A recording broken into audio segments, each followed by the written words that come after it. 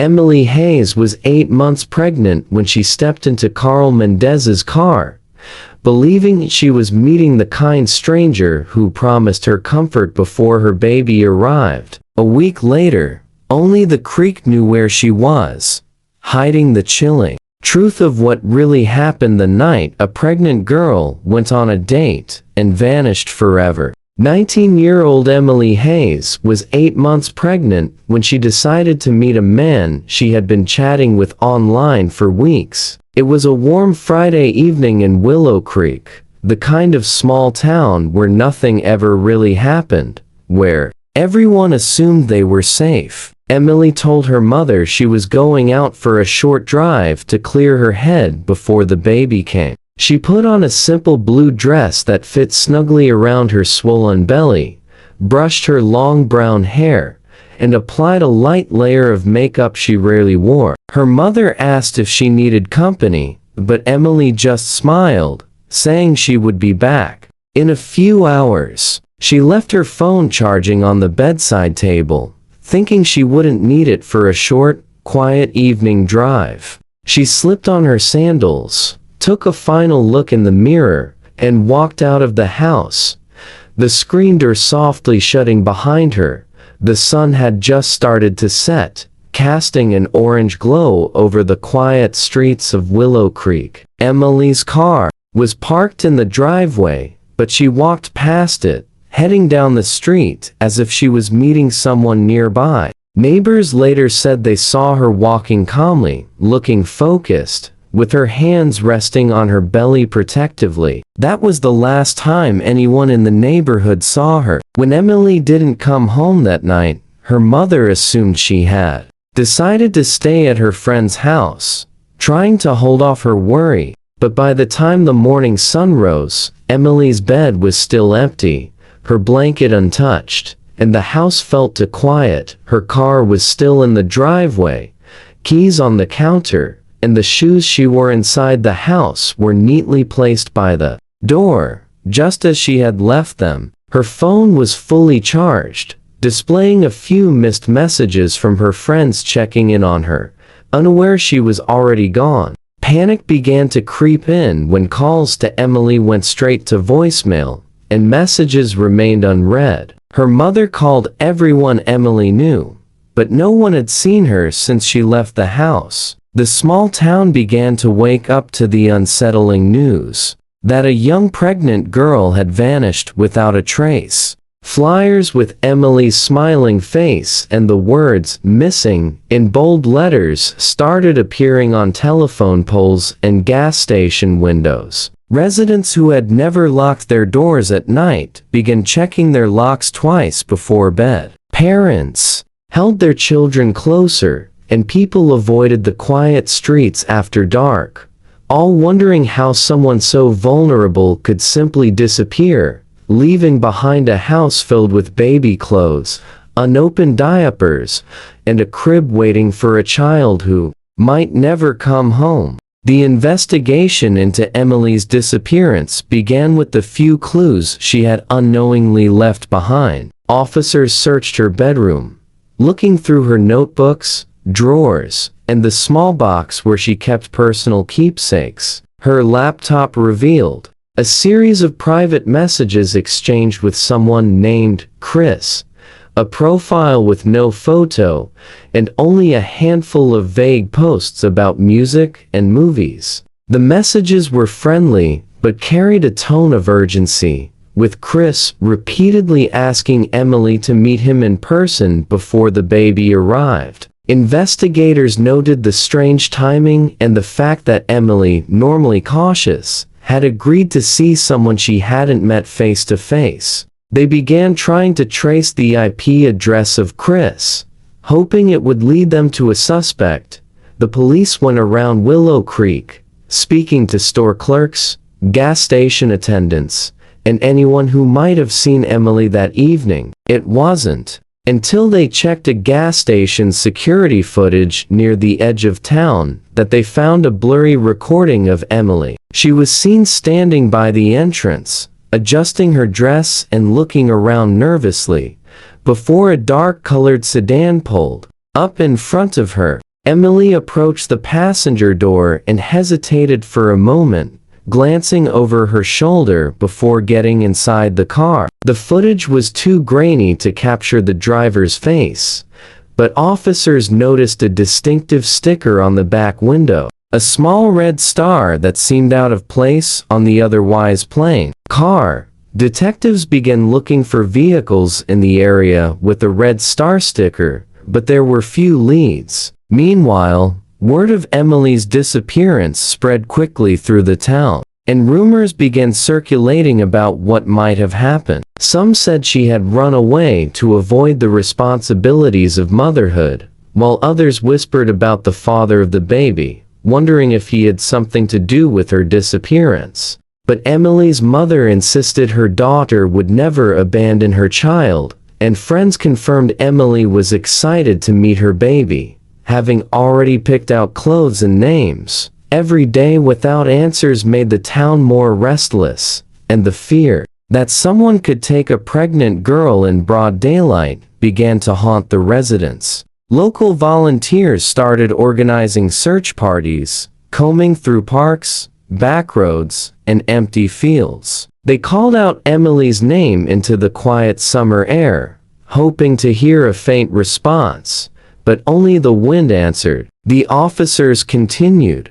to work quietly, tracing digital trails and checking nearby traffic cameras, hoping the car with the red star would reappear somewhere, giving them a lead to bring Emily home. 5 days had passed since Emily disappeared, and the town of Willow Creek felt heavier with each sunrise. Her mother barely slept, waiting by the window at night, hoping to see her daughter walk up the driveway. Volunteers kept searching the outskirts of town, moving through overgrown fields and abandoned buildings with flashlights in hand, calling Emily's name as the air grew colder at dusk. It was on the 5th day that a farmer named Ray discovered Emily's purse near the edge of his property while checking on a broken fence. The purse was half buried in mud beside an old, weathered barn, strap tangled with weeds. Ray immediately called the police,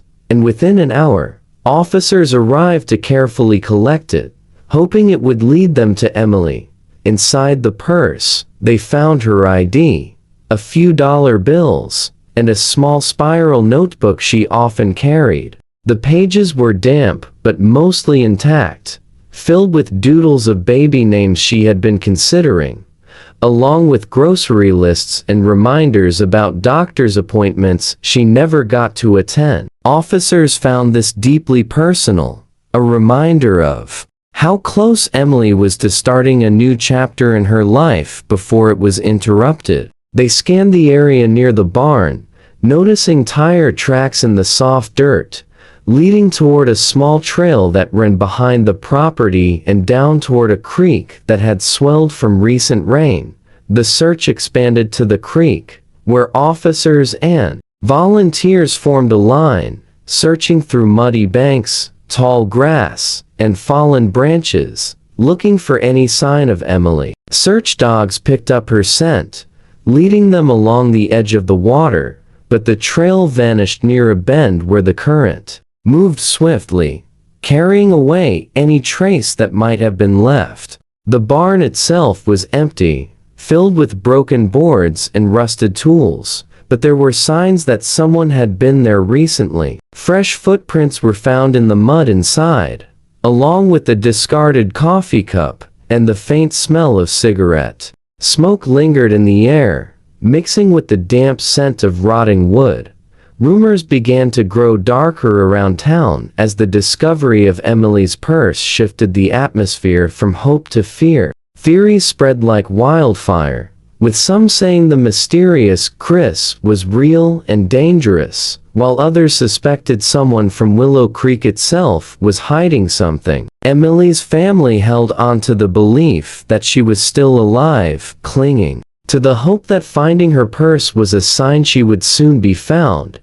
Even as the search moved into the thick woods surrounding the creek, where shadows grew longer, and the air felt heavy with secrets waiting to surface, On the seventh day of Emily's disappearance, the morning air was heavy as search teams prepared to continue looking along the creek's edge. A hiker taking a shortcut through the woods near the creek stumbled upon something that made him freeze in place. Near a cluster of fallen branches, in a shallow grave covered poorly with wet leaves and dirt, was a tarp with something heavy inside. The hiker backed away, shakily dialing for help, and within hours, the area was swarmed with police, crime scene investigators, and the quiet tension of a town bracing for the worst news. When officers carefully pulled back the tarp, they found Emily's lifeless body inside. Her blue dress was stained and torn, and it was clear she had suffered a violent end. An autopsy later confirmed she had died from blunt force trauma, and heartbreakingly, her unborn baby had not survived the attack. Near the tarp, in the mud, a small wristwatch was found. It was a cheap, scratched piece with a cracked face, but on the back was an engraving, CM. It was the only physical clue left behind, a small object that would break open the case. Police traced the watch to a pawn shop in a nearby city, discovering it had been sold months ago to a man named Carl Mendez, a drifter who moved from job to job and was often seen hanging around Willow Creek's bus station. He had a record of petty theft and trespassing, but nothing that hinted at the violence Emily had suffered. Investigators quickly shifted focus, pulling security footage from bus stops and gas stations, looking for the dark sedan with the red star sticker. It wasn't long before they located the vehicle in a parking lot near a rundown motel on the outskirts of town. Inside the car, officers found children's items in the back seat, including a baby blanket Emily had purchased for her unborn child, along with the pacifier still in its packaging. There were also receipts for gas stations near Willow Creek dated the night Emily disappeared, confirming Carl had been in the area. The back seat of the car smelled faintly of cigarettes and sweat, with a single strand of long brown hair caught in the seatbelt. It was enough to bring Carl in for questioning, and when faced with the evidence, he couldn't keep his story straight. His quiet demeanor cracked, and the weight of what he had done began to surface, revealing the hidden darkness behind Emily's disappearance. Carl Mendez eventually confessed during questioning, revealing the dark truth behind Emily's disappearance. He had been using a fake online profile,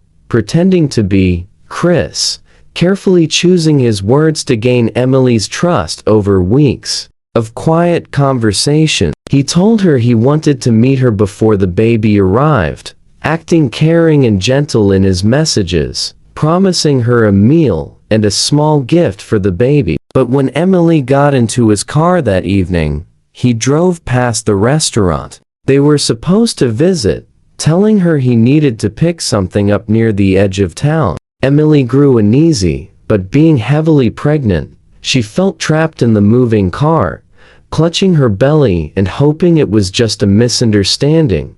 Carl drove her to the abandoned barn, telling her he wanted to show her something, but when she tried to leave, he became aggressive, trying to force her into the barn. When Emily resisted, he struck her, and the situation escalated into violence. He later claimed he didn't intend. The details of what happened inside that barn remained unclear, but it was enough to end Emily's life and the life of her unborn child. In a panic, Carl wrapped Emily in a tarp and dragged her to a shallow spot near the creek, covering her body with leaves and dirt, hoping no one would find her. He threw her purse near the barn on his way out, trying to remove evidence from his car, but in doing so, he left the first trail that would lead to him. The news of Emily's death shattered the town of Willow Creek, turning hope into grief that settled over every street and home. Her family, who had decorated a small nursery with pastel colors and folded baby clothes, waiting for a child who would never arrive, were left to grieve both Emily and the future she was supposed to have. The funeral was small, with family and neighbors gathering to say goodbye to a young woman whose life was taken in a moment of senseless violence. Emily was buried with her small notebook of baby names, a reminder of the dreams she had carefully written down for a child she was ready to love. In the weeks that followed, the town struggled to heal, and parents held their children tighter as they passed the spot where Emily was last seen. The case left Willow Creek with a quiet lesson about the unseen dangers that can hide behind a friendly message. A reminder that sometimes, evil wears the mask of a harmless stranger, waiting for the moment to strike.